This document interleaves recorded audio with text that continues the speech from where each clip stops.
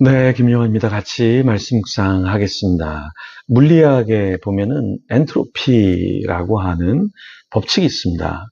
이 연력학 이 법칙에 의하면 에너지가 전달되거나 변환될 때마다 유용한 에너지는 줄어들고 사용할 수 없는 에너지인 무질서 엔트로피가 증가한다.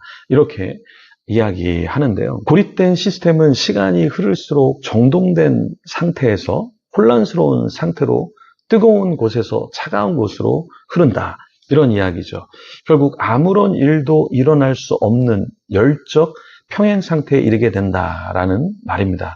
이게 무슨 말이냐면, 왜 이 이야기를 하냐면, 이런 엔트로피 물리적 법칙이 사회에 또 영적으로 우리가 적용할 수 있는데요. 하나님이라고 하는 영적 에너지원으로부터 단절된 사회는 아주 위험하게 되고 생명력을 잃게 되고 부패하게 된다. 그래서 결국에는 우리가 생각할 때 하나님이라고 하는 어떠한 대단한 존재, 그런 하나님이 우리 가운데 없다면 우리는 더 나은 에너지와 질서로 나아가는 것이 아니라 엔트로피 법칙처럼 어떻게 되냐면 고립된 시스템 안에서 정돈된 상태에서 혼란스러운 상태로 가게 되고 뜨거운 곳에서 차가운 곳으로 흐르는 것처럼 결국에는 어떤 일도 일어날 수 없는 열적 평형 상태, 그러니까 어떤 비참한 상태에 빠지게 된다라는 것입니다. 하나님을 떠난 사회, 국가, 어떠한 공동체, 그 안에 사람들은 어떻게 될까요? 죄의 가속화가 있겠죠. 하나님이 없기 때문에 윤리 도덕적으로 마구 살게 된다라는 것입니다. 이렇게 되면 결국에 하나님께서 심판으로 개입할 수밖에 없는 것이죠. 오늘 본문은 그 내용을 다루고 있습니다. 이사야 13장부터 23장에 열국 각 나라, 바벨론, 모압, 다메섹, 구스, 애굽, 에돔, 아라비아, 두로 여러 나라들이 심판을 받게 되었죠. 그런데 그 나라들이 심판을 받게 된 것은 하나님과 가까워서가 아니라 하나님과 멀어지면서 무질서해지고 영적으로 제대로 하나님의 백성으로 살지 못했기 때문에 그랬던 것이죠. 말라기서에 어떤 내용을 다루고 있습니까? 말라기서는 사실은 제사장들의 타락을 먼저 이야기하죠. 제대로 하나님께 온전한 제물을 드리지 않는 것에 대해서 이야기하시면서 그 백성들도 여전히 똑같은 그런 영적인 삶을 살고 있다라는 것이죠.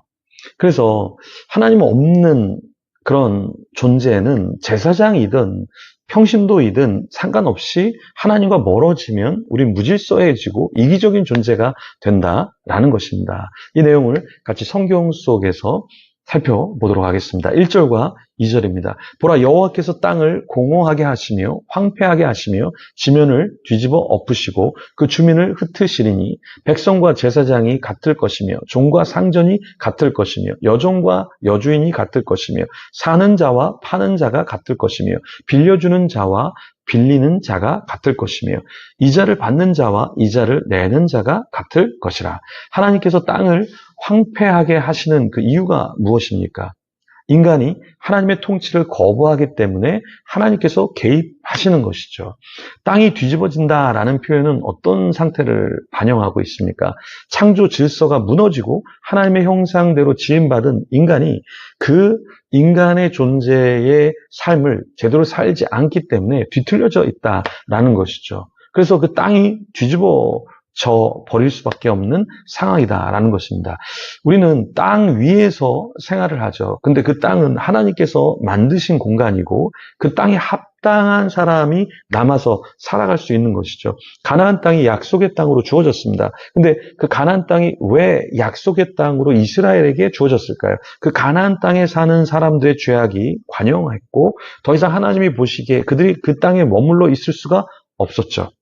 이스라엘이 그 땅을 차지했습니다. 결국에 이스라엘은 어떻게 됐습니까? 그 땅을 또 잃어버렸죠. 바벨론으로 가야만 했고 또 나중에는 전 세계에 흩어져야만 했어요. 왜 그렇습니까? 그 땅에 있을 수 없었기 때문에 그런 것이죠. 다시 이스라엘이 그 땅에 지금 머물러 있긴 하지만 그 긴 세월 동안 이스라엘 백성들은 유배를 당했던 것이죠. 우리도 마찬가지입니다. 우리도 우리에게 무대가 있습니다. 내가 서야 할 무대가 있고 내가 거해야 할 그런 공간이 있습니다. 그런데 합당하지 않게 살아간다 그러면 내가 아무리 설교를 하고 싶어도 내가 아무리 연주를 하고 싶어도 내가 아무리 일을 하고 싶어도 내가 그런 자격이 없으면 쫓겨나게 되는 것이죠. 사람들의 지탄을 받게 되고 인정을 받지 못하게 되는 것이죠. 요즘에 참 많은 사람들이 이기적으로 자리를 차지하려고 합니다.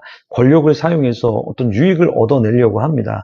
그런데 그런 것이 길어지면, 그런 것이 계속해서 많아지면 어떻게 됩니까? 하나님께서 토해내시고 그들을 쫓아내시는 것이죠. 땅도 마찬가지로 황폐하게 되고 결국에는 하나님께서 원하시는 자들이 그 땅에 머무르게 되는 것이죠. 3절과 4절, 5절 이렇게 말합니다. 땅이 온전히 공허하게 되고 온전히 황무하게 되리라. 여호와께서 이 말씀을 하셨느니라. 4절, 땅이 슬퍼하고 쇠잔하며 세계가 쇠약하고 쇠잔하며 세상 백성 중에 높은 자가 쇠약하며 5절, 땅이 또한 그 주민 아래서 더럽게 되었으니 이는 그들이 율법을 범하며 율례를 어기며 영원한 언약을 깨트렸음이라. 자, 땅이 뭐가 중요하겠습니까?